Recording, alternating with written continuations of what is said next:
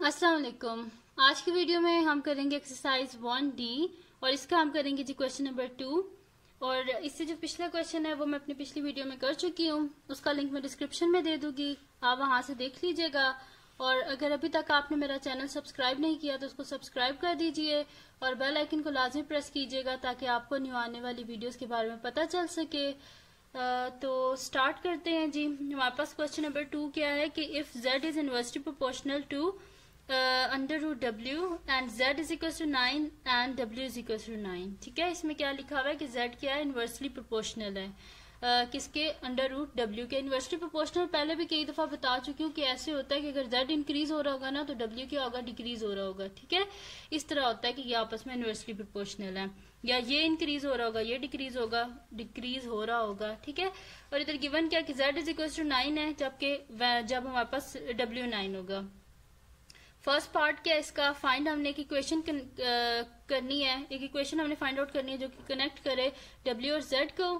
Second part में हमने क्या करना है, फाइंड करनी है वैल्यू ऑफ z, जबकि w की वैल्यू क्या है हमारे पास 16।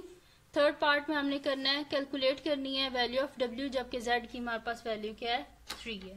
ठीक है, तो स्टार्ट करते हैं। इसमें गिवन क्या है जी हमारे पास कि z के इनवर्सली प्रोपोर्शनल है अंडर रूट w के, तो यहीं से हम स्टार्ट करेंगे। सोल्यूशन लिख लेते हैं। हम यहाँ पे सबसे पहले लिखेंगे कि since z is inversely proportional to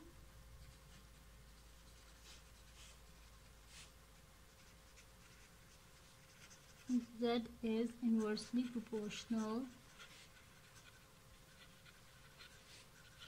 to under root w। ठीक है, यानी कि ये किस तरह लिखेंगे हम, z प्रोपोर्शनैलिटी का sign 1 by under root w, क्योंकि क्या आपस में इनवर्सली प्रोपोर्शनल है, इस वजह से 1 बाय की फॉर्म में आया। ठीक है, प्रोपोर्शनैलिटी का साइन हटाने के लिए हमें यहाँ पे कांस्टेंट चाहिए, तो k को हम एज अ कांस्टेंट ले लेंगे। z is equal to k by under root w, और k के हमारे पास कांस्टेंट है, ये लाजमी आपने लिखना है कि where k is a constant.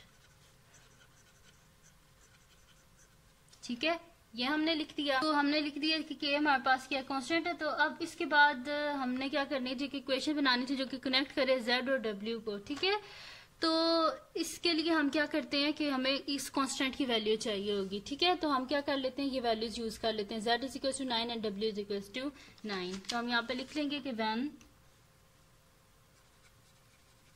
when z is equals to 9 and w is equals to 9, तो इक्वेशन के हमारे पास z is equals to k by under root w, z की जगह उसकी वैल्यू डाल देते हैं 9, k divided by under root w की जगह भी उसकी वैल्यू 9। ठीक है, तो 9 is equals to k by 9 किसका स्क्वायर होता है हमारे पास, 3 का स्क्वायर और अंडर रूट आपस में कैंसल आउट हो गया हमारे पास। ठीक है, तो यहाँ पे हमारे पास क्या आ जाएगा, 9 is equals to k by 3। ठीक है, 9 is equals to k by 3। हमें किसकी वैल्यू चाहिए, k की वैल्यू चाहिए, इसके डिनोमिनेटर में 3 नहीं चाहिए, तो बोथ साइड पे क्या करेंगे, 3 से मल्टीप्लाई कर देंगे। 3 और 3 cancel out, 9 3 27 is equals to k। की वैल्यू हमने फाइंड आउट कर ली है, जो कि हमारे पास क्या आई है 27। तो हमारे पास इक्वेशन क्या है जी, z is equals to k by under root w, यानी कि z is equals to k की जगह k की वैल्यू लिख देते हैं 27 बाय अंडर रूट w। तो ये थी जी इक्वेशन जो हमने फाइंड आउट करनी थी, जो कि कनेक्ट कर रही है z और अंडर रूट w को। ठीक है, ये हमने फाइंड आउट कर लिया है, यानी कि फर्स्ट पार्ट हमारा कंप्लीट हो गया है। अब क्या कर लेते हैं, हम अपना जो सेकंड पार्ट है उसको कर लेते हैं। तो सेकंड है जी हमारे पास के find the value of z when w is equal to 16। हमने z की वैल्यू को क्या करना है, फाइंड आउट करना है, जबकि w की वैल्यू क्या हमारे पास 16 है। तो हम अपनी इक्वेशन को यूज कर लेते हैं, जो कि हमारे पास है जी के z is equal to 27 by under root w। ठीक है, तो यहाँ पे हम सबसे पहले थर्ड लिख तो लेते हैं कि सेकंड पार्ट है हमारे पास, सेकंड पार्ट है, जबकि हमारे पास क्या है when w is equal to 16। तो इक्वेशन क्या है जी हमारे पास, z is equal to 27 by under root w। तो ये हम लिख लेते हैं, z is equal to 27 by under root w। ठीक है, अब w की जगह w की वैल्यू लिख लेते हैं, तो हमारे पास क्या हो जाएगा, z is equal to 27 divided by under root 16। तो 16 किसका स्क्वायर होता है, हमारे पास 4 का स्क्वायर होता है, तो वही हम लिख लेंगे यहाँ पे कि z is equal to 27 divided by under root 4 square. Square और स्क्वायर रूट आपस में कैंसिल आउट, यानी कि z is equal to 27 by 4 आ गया हमारे पास। ठीक है, z is equal to 27 by 4।